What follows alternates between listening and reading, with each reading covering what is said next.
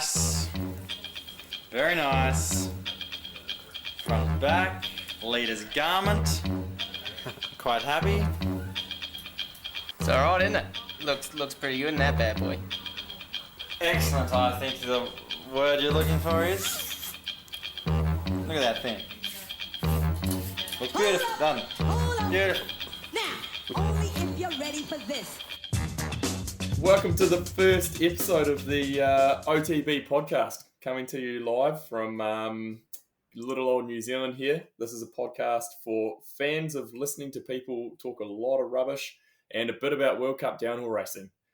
For those of you who haven't yet worked out who it is or guessed it from my voice, right here you have the 2009 Pennsylvania State Downhill and Super D champion, Kieran Bennett. Alongside me is my co-host, other host, I'm not sure, but he was the number 6 at the Oceania Champs in 2008. Red Dog, James Rennie, what's up? Good evening, Kieran. Kiri, as we like to call you. Just happy to be here. Nicknames. I mean, we're almost 34. We're just happy to be here. I mean, how many years have we talked about doing this, and for some reason we're finally actually doing it?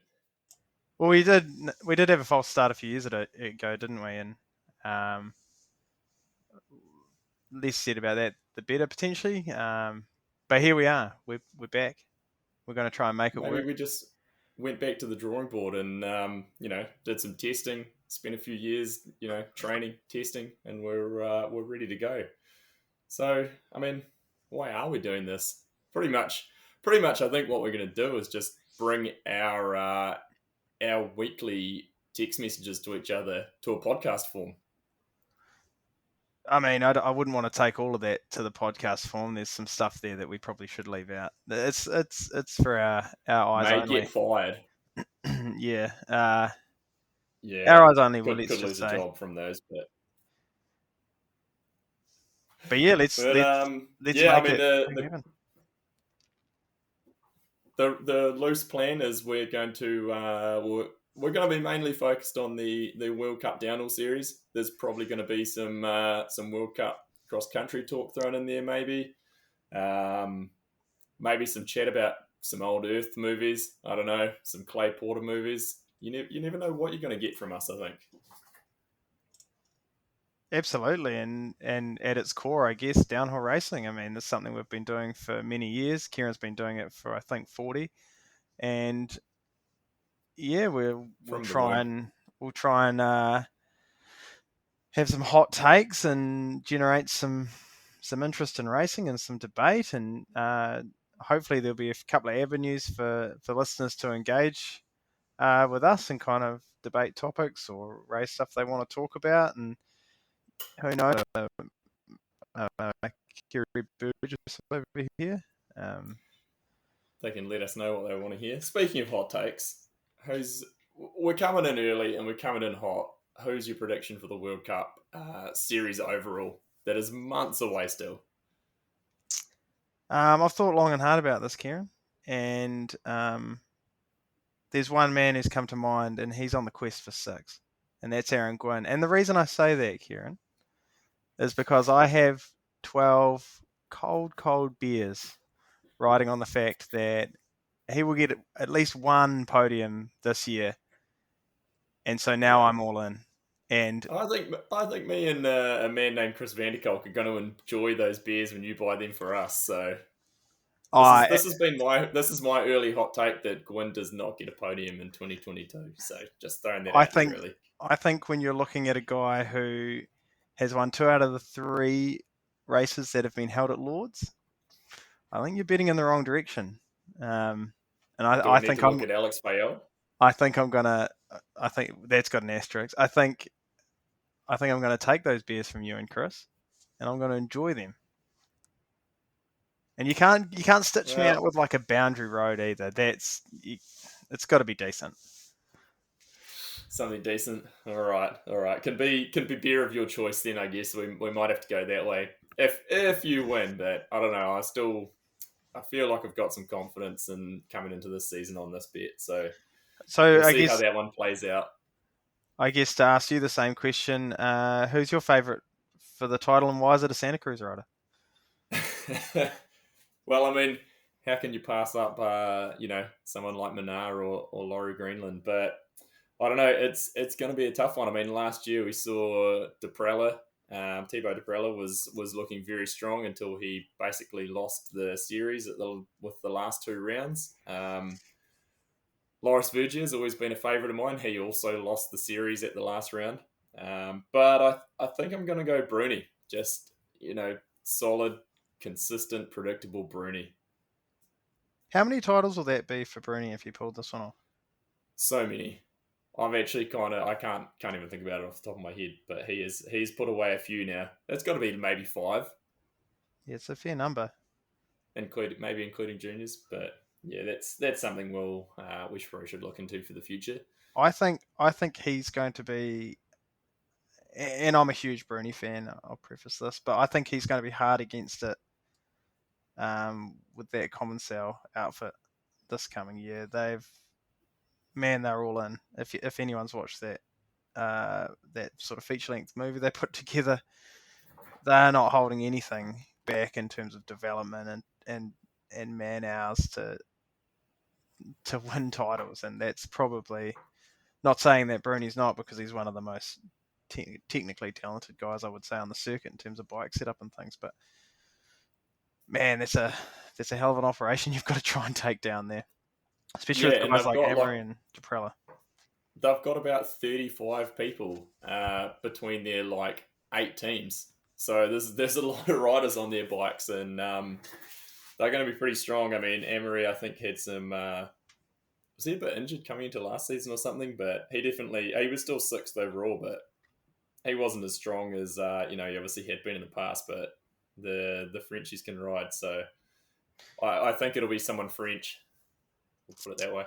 I guess speaking of French and speaking of Common Cell, I don't know if you saw this, Kieran, but there was a heck of a clip of Miriam Nicole at that race recently, and I can't remember where it was. But man, that was some scary pace she had going on, and if I was the women's field, I'd be a bit nervous about that. I didn't see that, but that was my next question for you. Was and what about the women's field? So I couldn't argue against Miriam. I've always been pretty impressed by the speed that she's got. She's been hampered by a few injuries and things like that, but I think it'll be that's my call for the women's title. And I guess interestingly enough for her, she's the veteran of the class. Yeah, she's been in it for a while. I mean, she was racing. She's probably the same age as me, or maybe just slightly younger, and that's pretty old. But she was definitely. I remember her around the 2007, 2008 years racing World Cup. So she has been there for quite a while. Especially when you look at the other girls, kind of battling her. Valley, Camille Blanche, Tani, they're all a reasonable bit younger than her. Yeah, and I think they, each of those people you just listed off there, they all put their hand up at some point during the season to sort of take wins or challenge Miriam. But I guess to date, other than a short run from Tani, it's been card though. And it's weird to say wild card, but I think Rachel Atherton's back this season. Yeah, there's been murmurings of it, and I reckon that would be awesome to see her back. I mean, she's incredible, and I think she'd really shake up that women's field. She would definitely be right in there amongst all of them. So it'll be really interesting to see if she's back at full pace and full health. And yeah, I guess I don't know if there's ever been a mum to race that class. Has that even happened before? Possibly. I feel like if you go way back in the day, there was. I think Kathy Sessler was racing World Cups when she was a mum. So yeah, I certainly know it's happened in the cross country. Yeah, for sure. But yeah, slight tangent. So we'll get into all this in our next episode. So we'll plan to bring you episode 2 next week, which will be some more Lord's preview going on. We'll try and do a preview and a review from each each round of the World Cup series, and then we'll probably throw some filler episodes in where maybe we just talk about old Earth movies. I don't know, but we'll fill it in. But speaking of movies, what is the best ever shot in a downhill movie, and why is it one of Sam Hill? I mean, I can't argue with the fact that it's Sam Hill. I mean, there's so many to go to. You've obviously got some peaks where he jumps that massive step down out of nowhere. Yeah, that's incredible. You've got multiple shots within the Earth series. Earth 2 comes to mind. We've discussed this at length, and Kieran, I think, has done some in-depth analysis of the left-hander. And where was it, Kieran? Oh, that was it was in Ted Williams, it's some trails kind of near San Diego. They are loose in shitty dirt, and he slays this corner like it's just a perfectly hero dirt berm. It's incredible. Go watch the start of Earth 2 if you want to know what we're talking about. I mean, there's so many to discuss, and I think we need to get in depth in some future episodes here, Kieran. And I think maybe even a segment of the week or something like that. And we can put it to the listeners. What do you want to talk Absolutely. about? Is there something you're passionate about in terms of video parts or So anything? we also put out there on our Instagram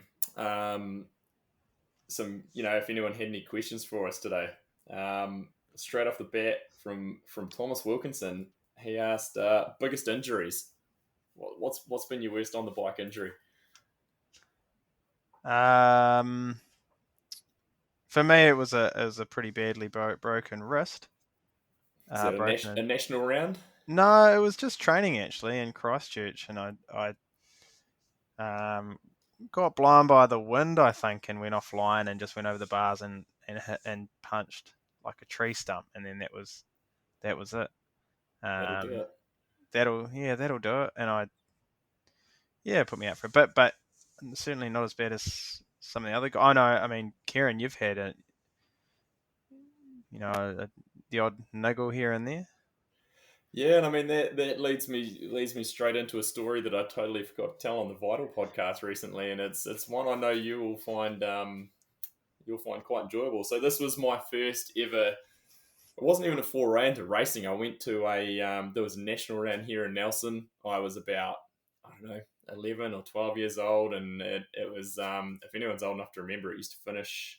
Came down the centre of New Zealand and finished on the what used to be called the Gravity Cross jump track in the Maitai Valley, and so I'm up there riding. I'm on this rigid bike that's far too big for me, and here I am. I'm thinking like, sweet, we'll rip down the slalom track at the end of it, and I being too little, being too confident, I go through this double, not actually jump it, just roll it, but I kind of jump and nose case it into the backside of it, blow my feet off the pedals, go sliding up the top tube on my crutch, and on the way through, one of the guides that holds your brake cable, derailleur cable in place back, and then it tore my sack open.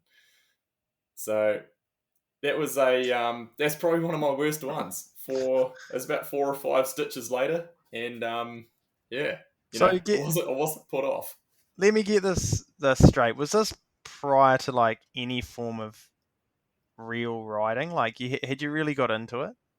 Nah, not at all. I was just riding. I don't even know. It might have been Dad's bike or something like that, and it was just because it was purely like 5 minutes up the road, and we would kind of just bash around on bikes. So there we were, because there was this race on, so we went and watched it. So yeah, that was a bit of time at the hospital, getting stitched up by a nurse. So your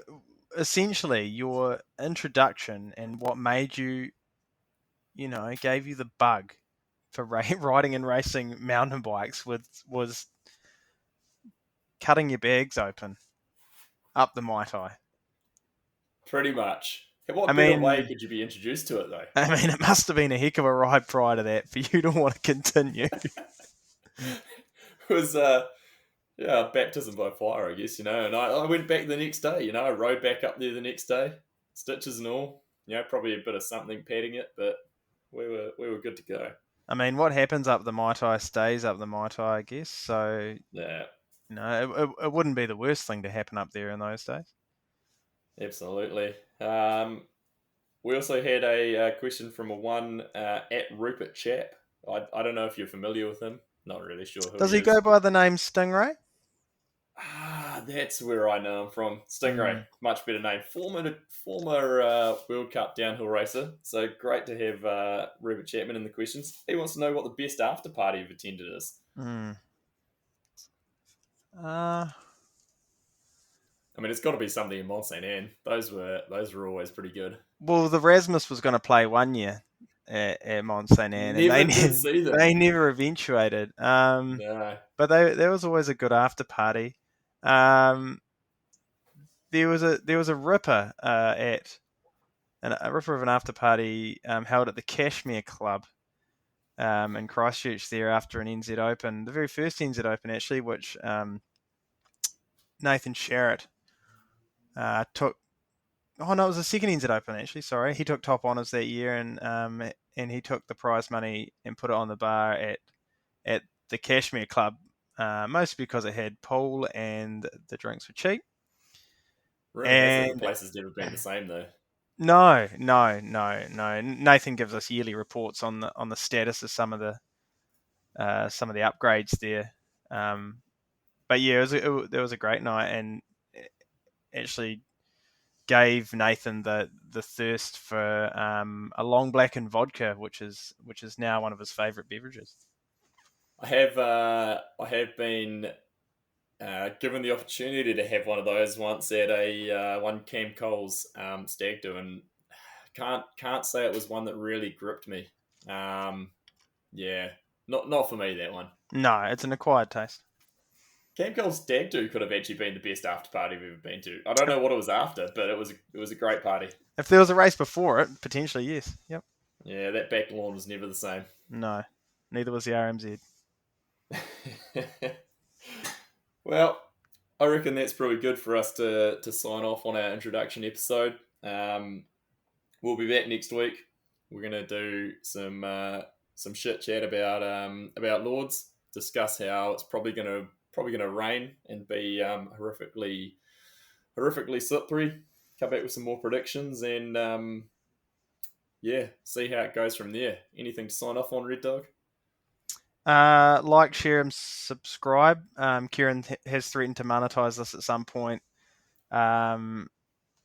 just so he can eventually cut me out. So, yeah, go for your life. You wait. When you see me driving a Lambo, you know I've made it. If you can work out how to monetize it, go hard. We'll see you next week.